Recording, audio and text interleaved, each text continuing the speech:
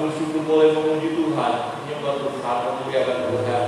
Maka tiba saja kami mau mendengar suara-Mu ya Bapa, berbicara kepada kami pribadi lewat pribadi, biar kami boleh mendengar suara Tuhan yang ada di dalam gereja, yang ada di rumah masing-masing, boleh mendengar suara Tuhan, dan semua kami diberkati oleh Tuhan, diberkati oleh firman.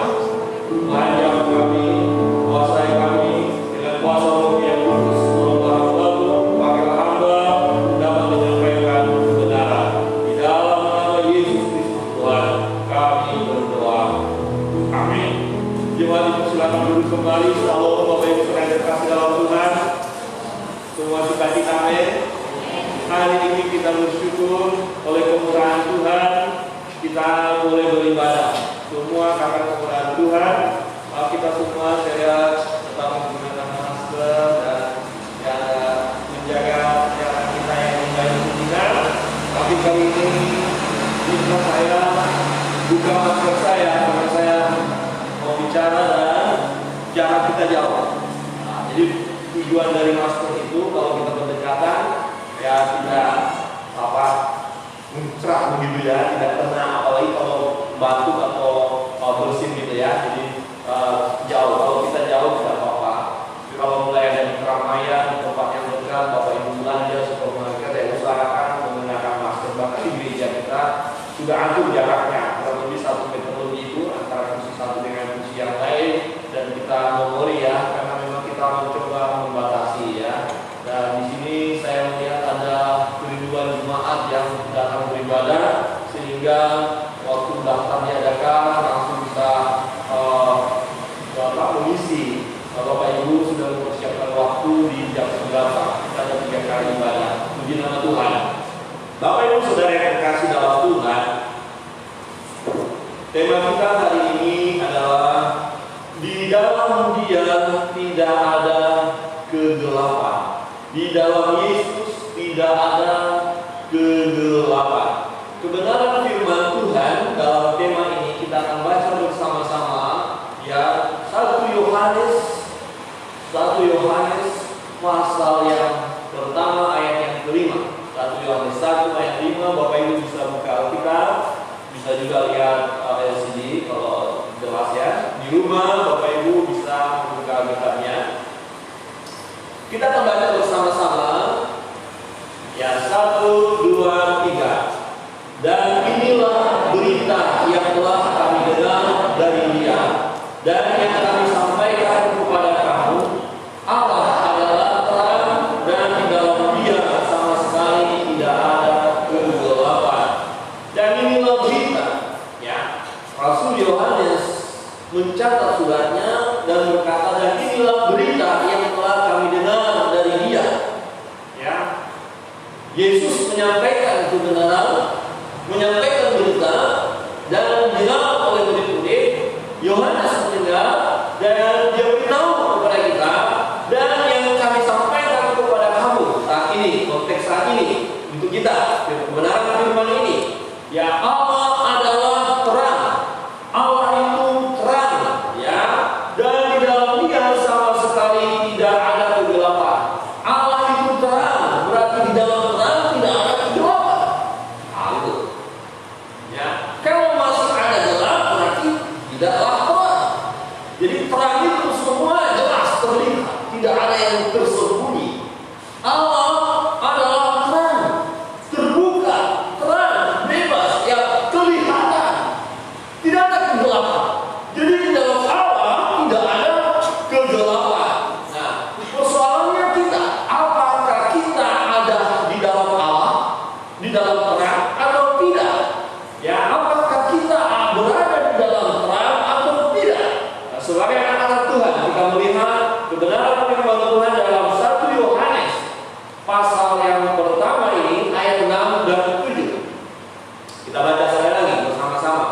1, 2, 3. Jika kita katakan bahwa kita beroleh persekutuan dengan Dia, namun kita hidup di dalam kegelapan, kita berdusta dan kita tidak melakukan kebenaran. Tetapi jika kita hidup di dalam terang, sama seperti Dia ada di dalam terang,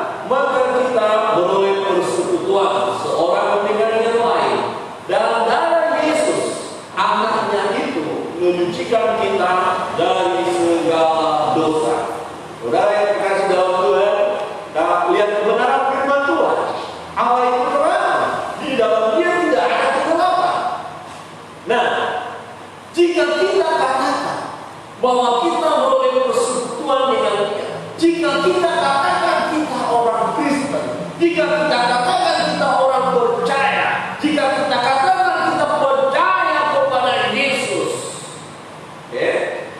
bahwa kita boleh persekutuan dengan Dia, namun kita hidup di dalam kegelapan. Loh, kita bilang kita orang Kristen, kita bilang kita orang percaya, tetapi kenapa hidup di dalam kegelapan? Kok masih ada di dalam kegelapan? Bukankah Allah itu terang, di dalam Dia tidak ada kegelapan? Nah, kalau kita bersekutu dengan Allah, semestinya kita pun terang, tidak ada di dalam kegelapan. Nah, kalau kita bilang, kita katakan kita orang Kristen, kita orang percaya, namun kita hidup di dalam kegelapan, kita berdusta dan tidak melakukan kebenaran.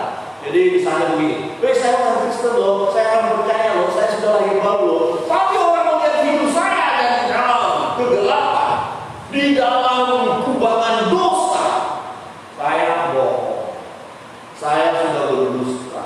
Semestinya saya tidak ada lagi di habitat dosa. Semestinya saya sudah ada di dalam Tuhan karena saya orang percaya, saya orang Kristen. Ya, berarti saya berdusta, hanya ngomong doang, hanya ngaku-ngaku aja sebagai orang percaya, sebagai orang Kristen. Kalau tidak hidup di dalam terang. Tetapi jika kita hidup di dalam terang, sama seperti Dia ada di dalam terang, maka kita beroleh persekutuan seorang dengan yang lain. Dan darah Yesus anaknya itu menyucikan kita dari segala dosa. Semua manusia sudah jatuh dalam dosa dan telah kehilangan kemuliaan Allah. Kita berdosa, tetapi dosa kita disucikan oleh Tuhan yang melalui darah Yesus, kematian Yesus di kayu salib. Dan dikatakan darah Yesus anaknya putra Allah yang tunggal itu, darah Yesus itu menyucikan kita dari segala dosa. Ketika saudara percaya kepada Yesus, ketika saudara menerima Yesus sebagai Tuhan dan Juru Selamat saudara secara pribadi, dosa saudara dibasuh oleh darah Yesus. Kita disucikan, kita dibenarkan, kita masuk di dalam terang itu. Tidak lagi kegelapan menguasai kita. Tetapi persoalannya Bapak Ibu, oke, kita katakan aku orang percaya, aku orang Kristen, aku sudah lahir baru. Nah, kita sebagai orang percaya, faktanya dalam perjalanan hidup kita masih jatuh dalam dosa. Betul Bapak Ibu? Apa kita langsung 100% ya kudus, suci? Kadang-kadang pikiran kita masih kacau tuh. Kata-kata kita itu masih nyakitin orang tuh. Perbuatan kita jauh dari kebenaran dan meninggalkan hati Allah. Padahal kita orang Kristen. Nah, apakah kita masih tinggal di dalam kegelapan dan kita tidak ada dalam kebenaran? Padahal kita katakan, aku terima Yesus, aku bersekutu dengan Tuhan, aku hidup di dalam Tuhan, saya orang Kristen, saya orang percaya. Dan ketika dalam perjalanan hidup kita hari lepas hari masih ada dosa yang kita lakukan, apakah kita masih tinggal dalam kegelapan dan tidak ada dalam kebenaran?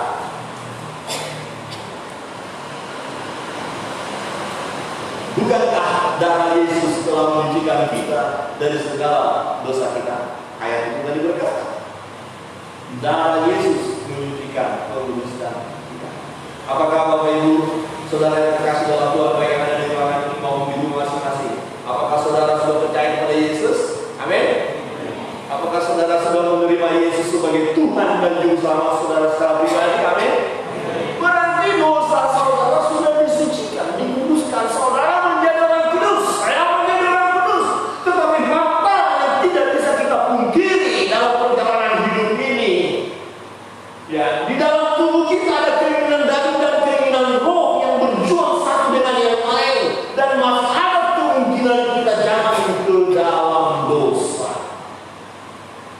Pertanyaannya, apa yang kita lakukan jika faktanya kita masih melakukan dosa? Apa kemudian kita meragukan keselamatan kita, meragukan darah Yesus yang sudah menyucikan, menguduskan kita? Loh, Tuhan hidup saya kok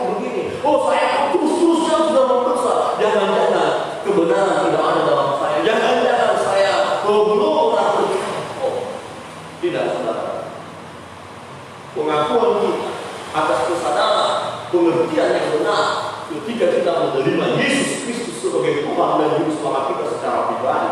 Kita terima Dia sekali untuk selamanya, tidak berulang-ulang. Amin. Kita terima Yesus, ya, selama-lamanya, satu kali, tidak berulang-ulang, terima. Tetapi apa yang harus kita lakukan jika faktanya dalam perjalanan hidup kita ada dosa yang kita lakukan? Yang pertama, kebenaran yang pertama, saudara yang terkasih dalam Tuhan, kita harus jujur di hadapan Tuhan bahwa kita melakukan dosa, bahwa kita orang berdosa. Kita harus jujur di hadapan Tuhan bahwa kita tidak terlepas dari kelemahan kedagingan kita.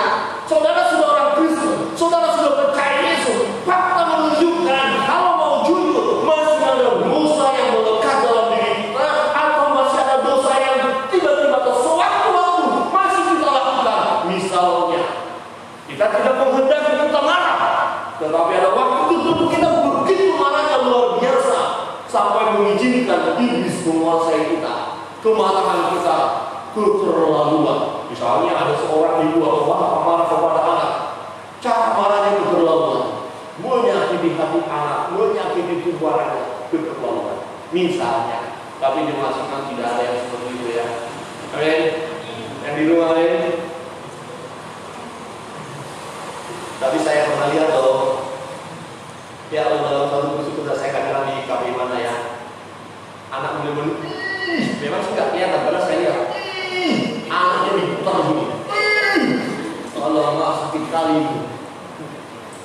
Anaknya mau nangis tapi ditahan. Kalau bapak jangan hajar anaknya, ya ini kuat.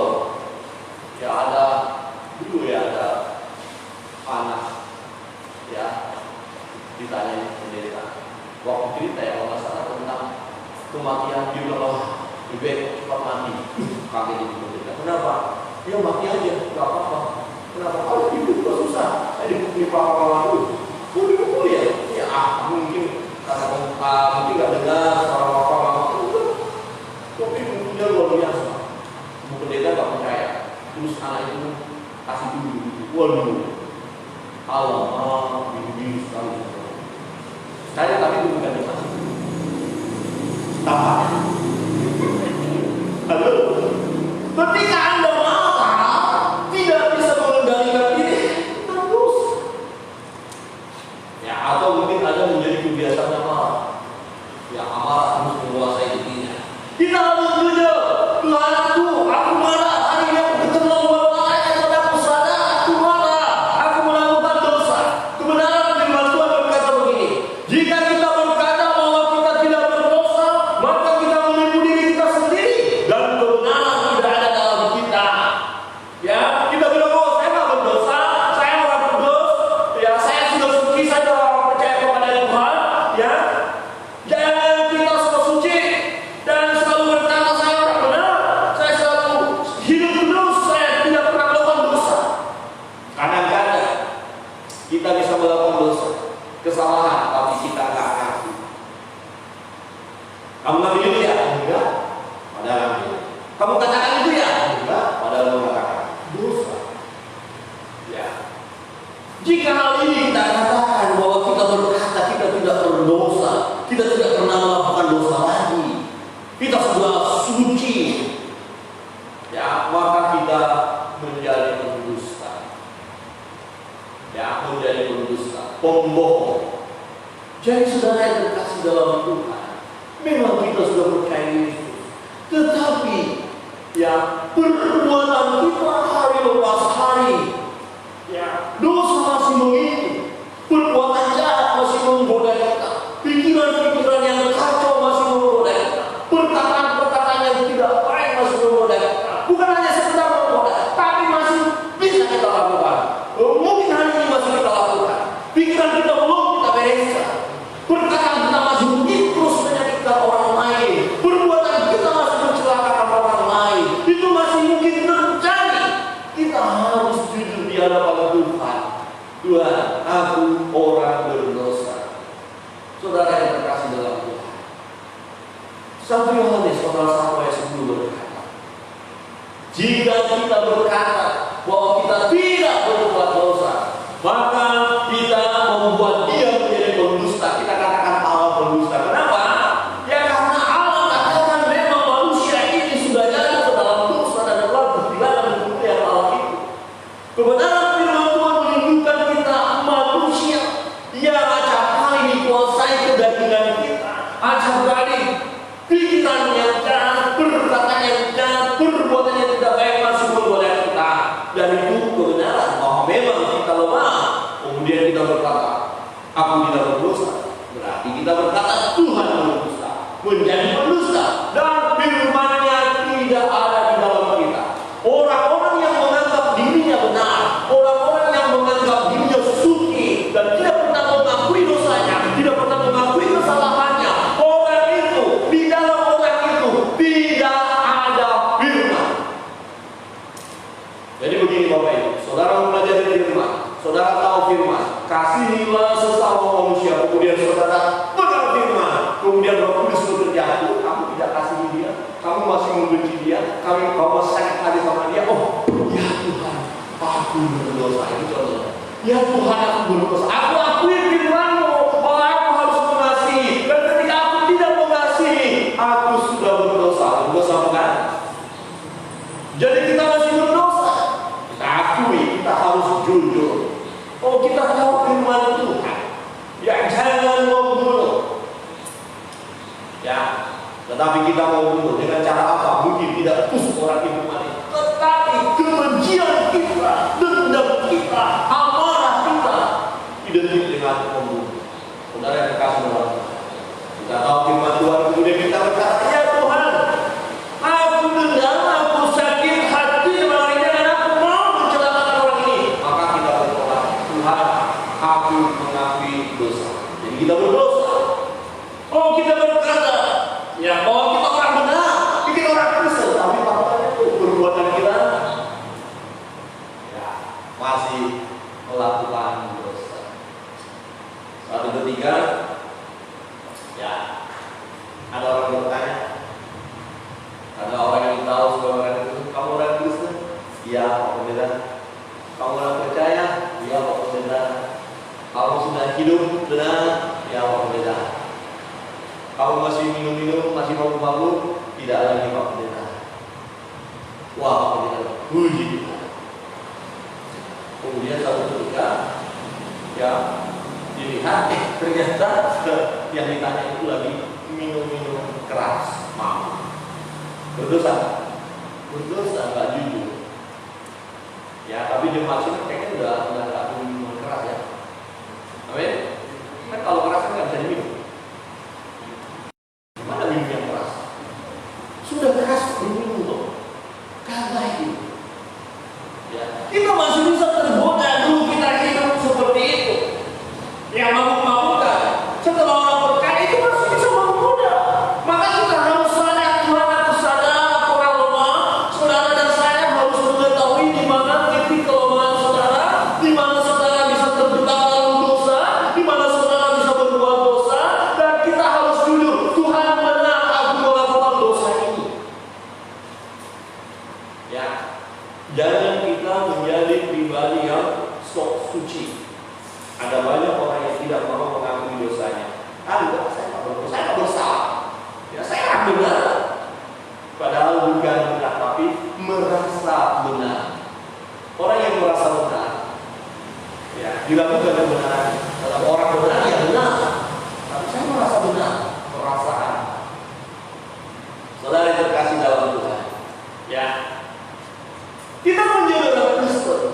Kita sudah diselamatkan. Dengan iman, kita percaya itu. Kita dibasuh oleh darah Yesus. Tapi kenapa Tuhan dalam perjalanan hidup saya, ya, dan Rasul Paulus pernah mengatakan dia mau melakukan sesuatu yang baik, tapi faktanya yang tidak baik yang dia lakukan. Ini berbicara tentang keinginan daging. Keinginan daging mau terus berjuang, ya, supaya kita penuhi dia. Tetapi kita harus berkuasa atasnya. Kita harus berjuang, dan kita harus jujur di hadapan Tuhan.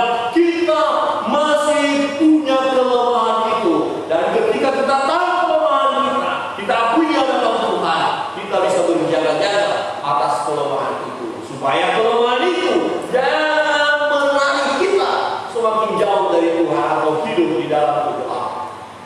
Saudara yang terkasih dalam Tuhan, jika kita berkata bahwa kita tidak berbuat dosa, dan saya tidak berdosa. Mungkin pernah Bapak Ibu mendengar orang berkata, saya tidak berdosa. Tetapi Roh Kudus akan mengingatkan kita, mengisapkan kita, menyadarkan kita bahwa memang kita berdosa.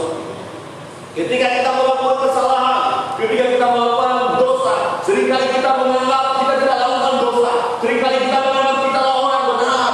Tetapi ketika Roh Kudus bekerja, diisapkannya kita, kemudian kita sadar, iya ya, saya sudah berdosa. Saya tadi sudah menyakiti hati. Saya sudah mengatakan sesuatu yang tidak baik kepada dia. Saya sudah merancang kecelakaan buat dia. Ya, saya sudah menghina dia. Oh ya Tuhan, ampuni saya. Saya sudah membunuh anak saya secara berlebihan. Oh ampuni saya. Saya sudah marah kepada istri saya secara berlebihan. Oh ampuni saya. Halo bapak-bapak, suami-suami yang mencoba sini pernah memarahi istri secara berlebihan? Tidak ada ya? Tidak ada yang ngaku ya? Tidak ada yang ngaku ya?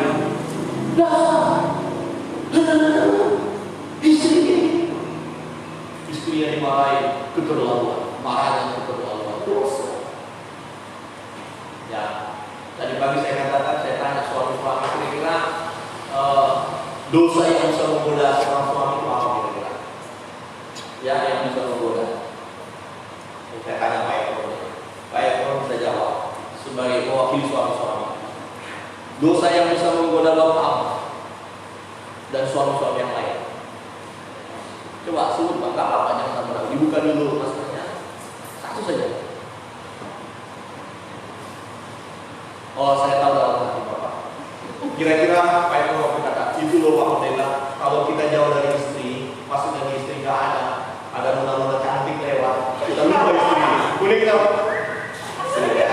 mulai dulu dari dia. Habis pakaiannya itu loh terlalu seksi. Wow, gitu Pak ya. Kan itu juga hati kita sama. Hei, bapak-bapak itu kalau di luar sana kadang-kadang aku masih hujan, ada hujanan, dia wanita lupa istri. Tapi dia masih nampak selalu nempel dengan istri. Amen. Oke, sekarang istri-istri deh berani ya. Salah satu kelemahan istri apa sih? Ibu proses. Coba satu, ibu-ibu lah gimana apa sih? Ya? Marah.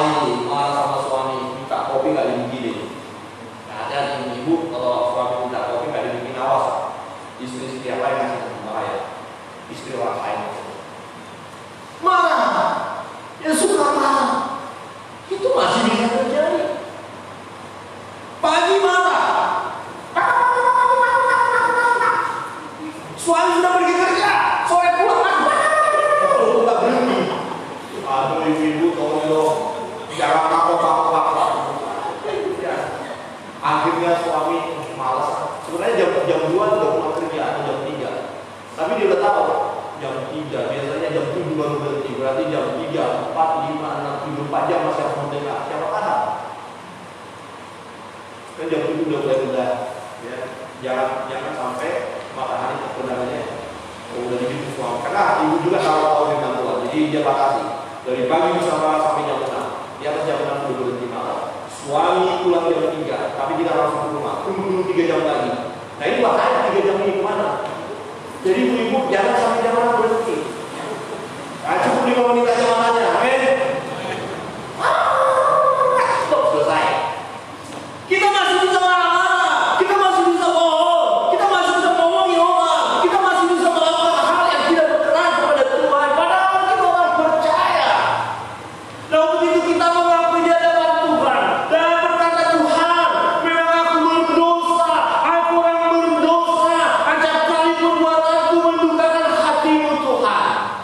Perlu kesadaran bahwa kita orang yang lemah, perlu kesadaran di dalam diri kita bahwa kita ada di dalam perbuatan yang tidak memuliakan Tuhan. Hari ini bisa Roh Kudus mengingatkan saudara, masih ada dosa yang melekat di dalam diri saudara, masih ada perkataan yang tidak baik yang mungkin saudara pernah katakan, tapi belum saudara cabut, belum saudara sangkali perkataan itu. Mungkin ada pikiran saat ini, pikiran-pikiran yang tidak baik, mungkin ada perbuatan yang tidak baik yang belum diselesaikan. Apa? Kita tidak akui di hadapan Tuhan. Hari ini firman Tuhan berkata, kita harus jujur di hadapan dan berkata, Tuhan, saudara bisa menyebut dosa saudara. Kalau Roh Kudus menerangi hati saudara, ya Tuhan, ini aku salah, ini aku salah, ini aku salah. Tetapi jangan hanya sebatas kesadaran bahwa kita berdosa dan berhenti. Tetapi yang kedua yang harus kita lakukan adalah kebenaran yang kedua, kita harus mohon pengampunan dosa dari Tuhan. Tuhan, aku sudah berdosa, saya sudah buat ini Tuhan, ampuni dosa dan kesalahan saya, dan aku mau melangkah untuk tidak ada di dalam perbuatan dosa itu. Aku mau lepas dari perbuatan dosa itu. Maka Tuhan mencucikan, menguduskan kita. 1 Yohanes 1 ayat 9. Jika kita mengaku dosa kita, maka Dia adalah setia dan adil, mengakui di hadapan Tuhan, bukan hanya sebatas mengaku, tetapi sadar akan dosa dan memohon pengampunan daripada Tuhan. Itu sebabnya firman Tuhan katakan, maka Ia, Tuhan kita, adalah setia dan adil, sehingga Dia akan mengampuni segala dosa kita, perbuatan dosa sebesar apa yang pernah saudara lakukan dan belum diselesaikan. Tapi hari ini Tuhan berkata, kalau kita akui di hadapan Tuhan dan kita mohon pengampunan dari Tuhan, itu akan diselesaikan oleh Tuhan, akan disucikan kita, akan dikuduskan kita, akan diampuni segala dosa dan kesalahan kita. Dia akan mengampuni segala dosa kita dan menyucikan kita dari segala kejahatan kita.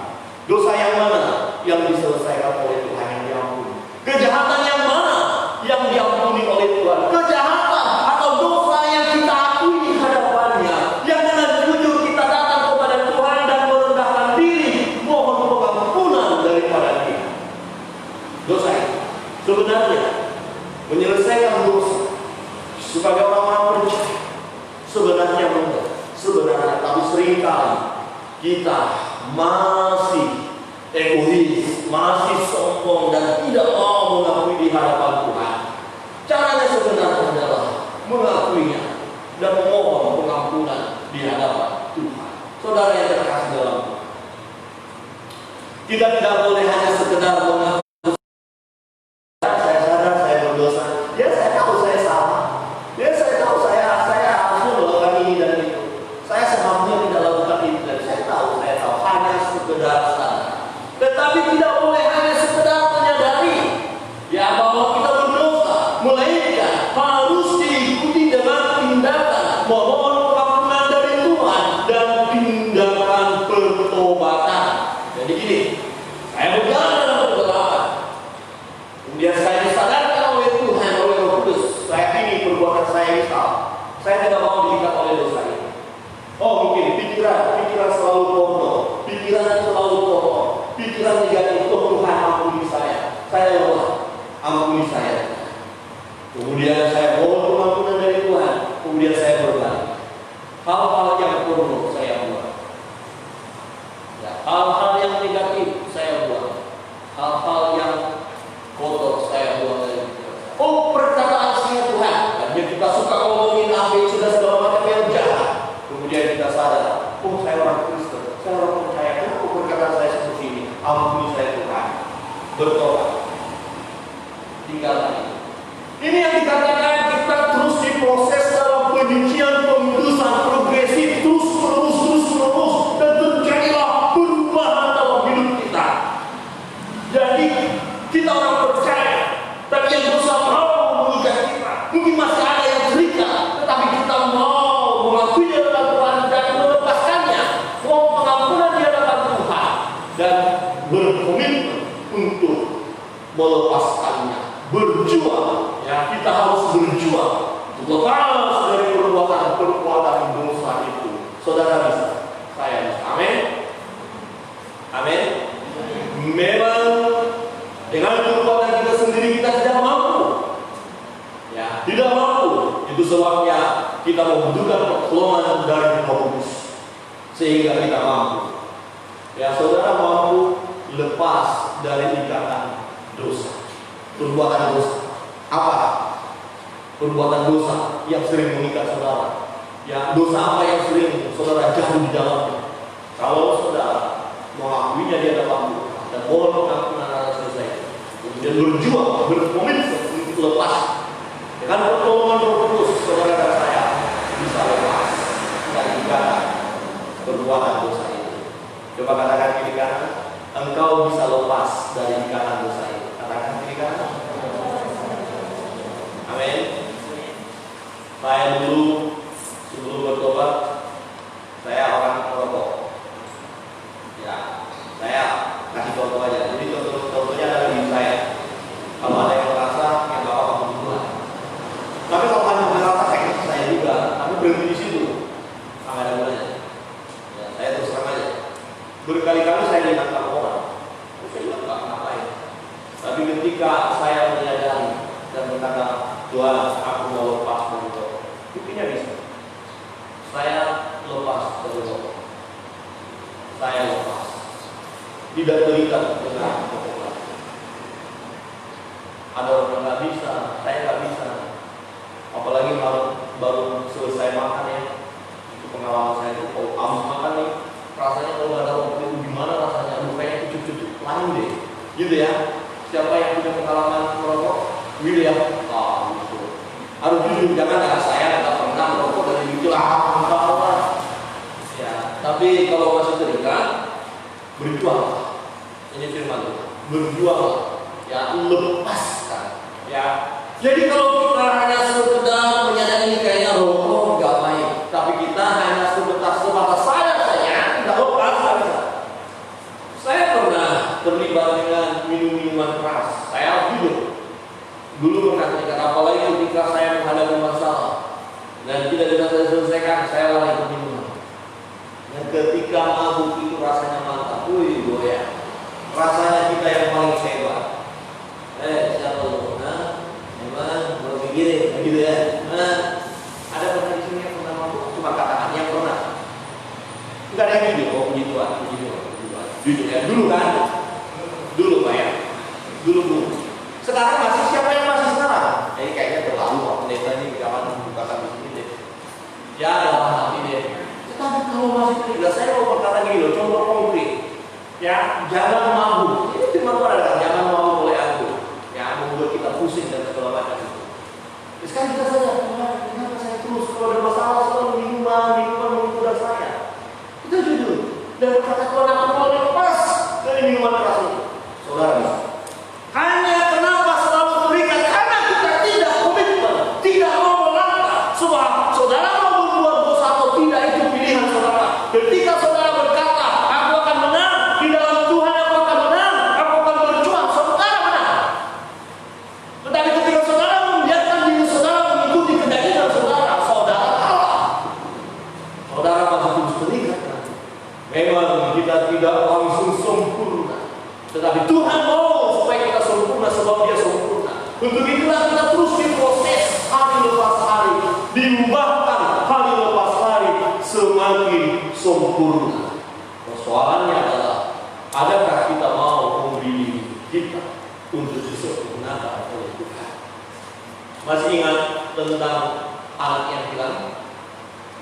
Dia tidak berhenti pada tahap kesadaran bahwa ia telah berdosa. Setelah pesta pora, habis uangnya segala macam, mulai dia mengalami penderitaan, bahkan menjadi pekerja jaga bayi. Makanan ternak bayi pun susah untuk dia makan. Begitu keadaan krisis, menyulitkan. Dia sadar, saya sudah berdosa kepada Bapa, saya sudah berdosa kepada Surga. Apakah dia hanya sebatas berhenti sadar? Tidak, ya. Melainkan dia melanjutkan dengan tindakan merendahkan diri. Dia berkata, aku akan pergi kepada Bapa, tidak usah disebut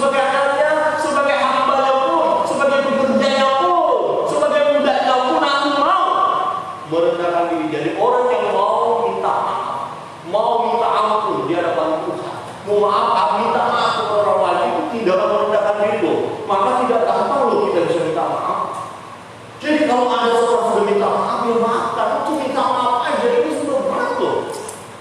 Harga diri loh.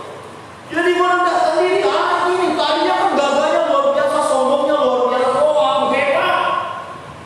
Tetapi dia sadar, kemudian dia merendahkan diri dan melangkah menghampiri Allah. Mari melangkah menghampiri Tuhan. Saudara yang terkasih dalam Tuhan, orang yang tidak mau minta maaf adalah salah satu bentuk kesombongan. Jika tidak melangkah kepada permohonan pengampunan, sia-sia. Untuk apa kita hanya sebatas sadar saja akan dosa, tapi kita tidak melangkah minta ampun di hadapan Tuhan. Kita harus minta ampun di hadapan Tuhan. Kalau kita minta ampun di hadapan Tuhan, dosa akan, kalau kita tidak datang kepada Tuhan, tidak mau minta ampun di hadapan Tuhan, dosa itu akan tetap menguasai hidup kita dan kebenaran tidak ada pada kita. Saudara yang terkasih dalam Tuhan, jika engkau sadar hari ini, kau sadar bahwa kau berdosa, namun engkau tidak merendahkan diri untuk bertobat, maka kau telah tertipu oleh iblis dan engkau telah menipu dirimu sendiri. Jangan mau kita tertipu. Saudara yang terkasih dalam Tuhan, begitu. Jangan kita mau menipu diri sendiri. Jangan kita menipu Allah. Ya. Jangan kita membuat dia menjadi pendusta. Jangan kita beri diri dikuasai oleh kegelapan. Jangan mau terikat oleh dosa. Jangan mau. Kita harus hidup dalam terang. Kita orang Kristen. Kita orang percaya. Allah kita adalah Allah yang terang. Kegelapan tidak ada di dalamnya. Karena kita bersekutu dengan Dia. Kita percaya kepada Dia. Kita masuk hidup bersama dengan Dia. Berarti hidup kita adalah hidup terang. Amin. Hidup terang. Kita hidup terang. Karena di dalam Yesus tidak ada kegelapan. Maka kita juga harus keluar dari kegelapan dan tetap berada dalam terang. Maka sebagai orang percaya, secara daging kita memiliki kelemahan. Secara daging kita memiliki kelemahan. Begitu kita perlu jujur di hadapan Tuhan. Jujurlah di hadapan Tuhan. Yang pertama, kita harus jujur di hadapan Tuhan bahwa kita melakukan dosa. Kalau Roh Kudus ingatkan, masih ada yang belum diselesaikan. Hari ini bukan hatimu, masih ada yang belum diselesaikan. Akui di hadapan Tuhan. Kita orang berdosa, sadar bahwa kita melakukan dosa dan mohonlah pengampunan. Katakan ampun yang Tuhan. Mengapa begitu sulit? Ya, saya mengajar di kampus. Ada salah seorang mahasiswa yang sulit mengampuni orang tua dan dia bercerita. Ya begitu sulit dia mengampuni, tetapi akhirnya bisa mengampuni. Ini semua karena kemurahan Tuhan. Mari kita